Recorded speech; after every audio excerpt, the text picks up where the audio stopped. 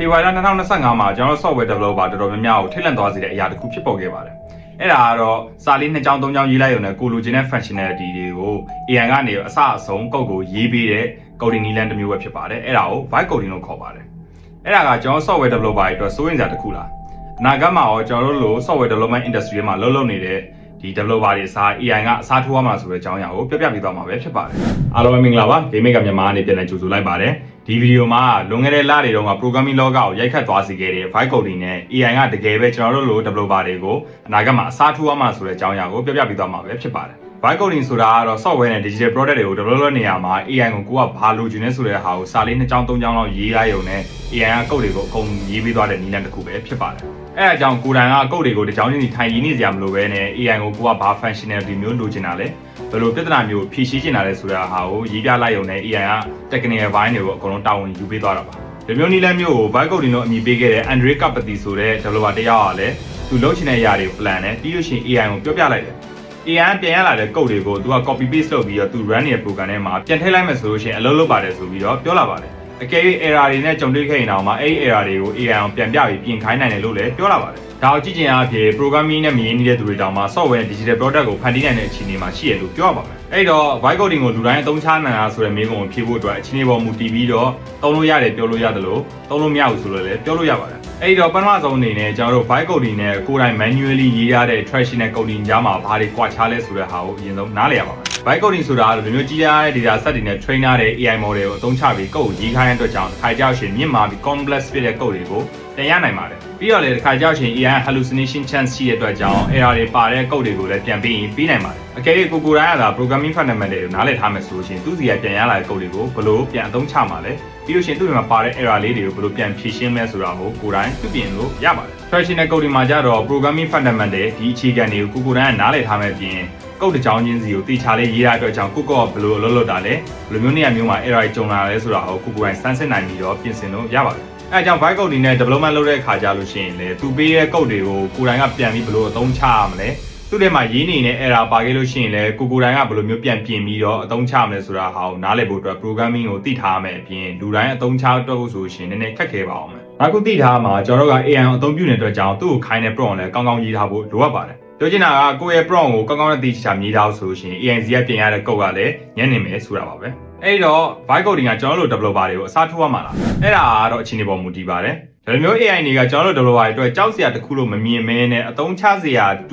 ကိရိယာတစ်ခုလို့ကျွန်တော်မြင်စေချင်ပါတယ်။အကယ်ကိုက programming မကျွမ်းဘူးဆိုရင်တော့မှသူနဲ့မေးဖြေလုပ်ပြီးတော့လေ့လာလို့ရတဲ့အပြင်ကိုရေးရတဲ့ code ရဲ့ quality ကိုစစ်ခိုင်းတာတော့ကိုရေးရတဲ့ code ထဲမှာပဲ error တွေ bug တွေပါနေသလားပြီးလို့ရှိရင်ထက်ကရေးရတဲ့ code တွေကျွန်တော် gain တော့ဆို mechanic တွေပေါ့နော်ပြီးလို့ရှိရင်တခြား test လေးတွေကို automate လုပ်ပြီးတော့အသုံးပြုခြင်းအပြင်ကိုယ့်ရဲ့ level ကိုနောက်ဆင်တက်သွားစေမှာပါအဲဒါကြောင့်ကျွန်တော်ရဲ့ gain လုံးမှအတန်းထဲမှာလည်းအတန်းသားတွေကိုမှားနေကြစကားတစ်ခုရှိပါတယ်ကိုတိုင်က AI ကိုအရန်အားကိုးပြီးတော့ code တွေကို mindlessly ရေးခိုင်းမဲ့အစားကွဲရည်ချင်းကိုမြင့်တင်ပေးတဲ့နှက်ပေါ်ကိန်းတစ်ခုအနေနဲ့အသုံးချခိုင်းတာပါပြောချင်တာ AI မှာ knowledge တွေအများကြီးရှိပြီးတော့မတူညီတဲ့ data set တွေနဲ့ train ထားတဲ့ model တွေအမျိုးမျိုးရှိတာကြောင့်တချို့ AI တွေကဆယ်စားမြောက်ပေးနိုင်တယ်သို့မဟုတ်အစတရမြောက်ပေးနိုင်တယ်အစတထားမြောက်ပေးနိုင်တယ်ဘာလို့မြောက်မှာလဲဆိုရင်ကိုယ့်ရဲ့အရည်ချင်းပါကိုယ့်ရဲ့အရည်ချင်းကတုံညပဲရှိရဆိုရှင် तू ကဘလောက်ပဲ result တွေအများကြီးထုတ်ပေးနေကိုလိုချင်တဲ့ result မျိုးကိုရမှာမဟုတ်ပါဘူးကိုယ့်ရဲ့ programming skill ရဲ့ဖြစ်ဖြစ် art skill ရဲ့ဖြစ်ဖြစ်သိရှိနေတယ်ဆိုလို့ရှိရင်အစားတရမြောက်ပေးတဲ့ AI model ကိုသုံးချမယ်ဆိုလို့ရှိရင်အစားတရမြောက်ပေးတဲ့ result တွေအများကြီးထွက်လာမှာပါအဲ့တော့ကျွန်တော်တို့ programmer တွေမဟုတ်ပါဘူးအသမားတွေမှာလည်း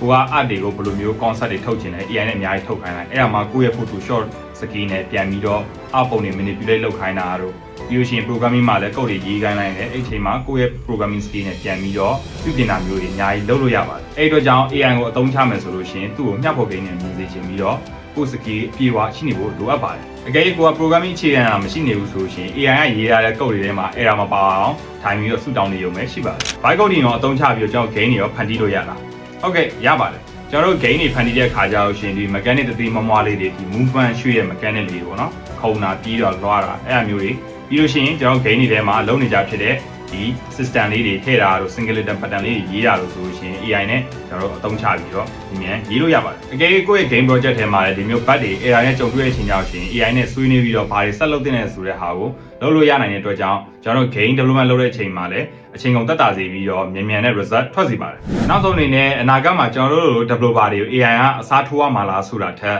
AI ကိုတစွတ်တို့မျက်လုံးမှိတ်ပြီးတော့ vibe coding အတင်းရေးတဲ့ developer တွေအစားစမတ်ကြနဲ့ AI ကိုအသုံးချပြီးတော့ result တွေထွက်လာအောင်လုပ်ပေးတဲ့ developer တွေကသာအစားထိုးရမှာပါအဲ့အတွက်ကြောင့် programming ပြင်ကိုအထူးပြုထားတဲ့ဘာသာရပ်ပေါ်မှာအရေးချင်းပြည့်ဝနေဖို့လိုအပ်ပါတယ် beginner တွေအတွက်လည်း vibe coding ပေါ်ကိုမျက်လုံးမှိတ်ပြီးတော့အားကိုးမဲ့အစားကိုအထူးပြုတဲ့ဘာသာရပ်ဥမာ programming လိုမျိုးကိုအရေးချင်းဖြည့်တာဖို့ရည်ကြည့်ပါတယ်အကယ်၍မိတ်ဆွေကဒီလိုမျိုး programming အရေးချင်းတွေကိုဖြည့်ထားခြင်းပြီးတော့ကိုပိုင် game တွေဖန်တီးတတ်ခြင်းကျွန်တော်တို့ game maker မြန်မာအနေဖွင့်လှစ်ထားပေးတဲ့ကို game ကိုဖန်တီးမှုဆိုတဲ့အတန်းရှိနေပါပြီဒီအတန်းမှာမိတ်ဆွေက Unity game လုံးမှကိုအသေးစိတ်လေ့လာမှာဖြစ်ပြီးတော့ game 3ခုကို3လအတွင်းဖန်တီးတတ်အောင်သင်ကြားပေးသွားမှာပဲဖြစ်ပါတယ်အတန်းကြီးကတော့2သိန်းကျပ်ကျတင်မှာဖြစ်ပြီးတော့အတန်းပြီးတဲ့အခါမှာလည်း certificate နဲ့ professional game developer တယောက်ဖြစ်လာဖို့အတွက် roadmap တွေကိုလည်းချပြပေးသွားမှာပါကျွန်တော်ရဲ့အတန်းကတော့မေလ18ရက်နေ့မှာစတင်ဖွင့်လှစ်မှာဖြစ်ပြီးတော့လူဦးရေ15ယောက်သာကန့်သတ်ထားတာမဟုတ်အခုပဲလာရောက်စုံစမ်းလိုက်ပါနောက်ဆုံးအနေနဲ့ vibe coding ဆိုတာကတော့ကိုတိုင်းကုတ်တွေကိုရေးနေစရာမလိုဘဲနဲ့ AI ကို prompt ကောင်းကောင်းပြီးလိုက်ရုံနဲ့ software နဲ့ digital product တွေကိုဖန်တီးနိုင်တာပါအဲ့အတွက်ကြောင့်လည်းကိုတိုင်း prompt တွေကိုကောင်းကောင်းရေးတတ်ဖို့အရေးကြီးပါတယ်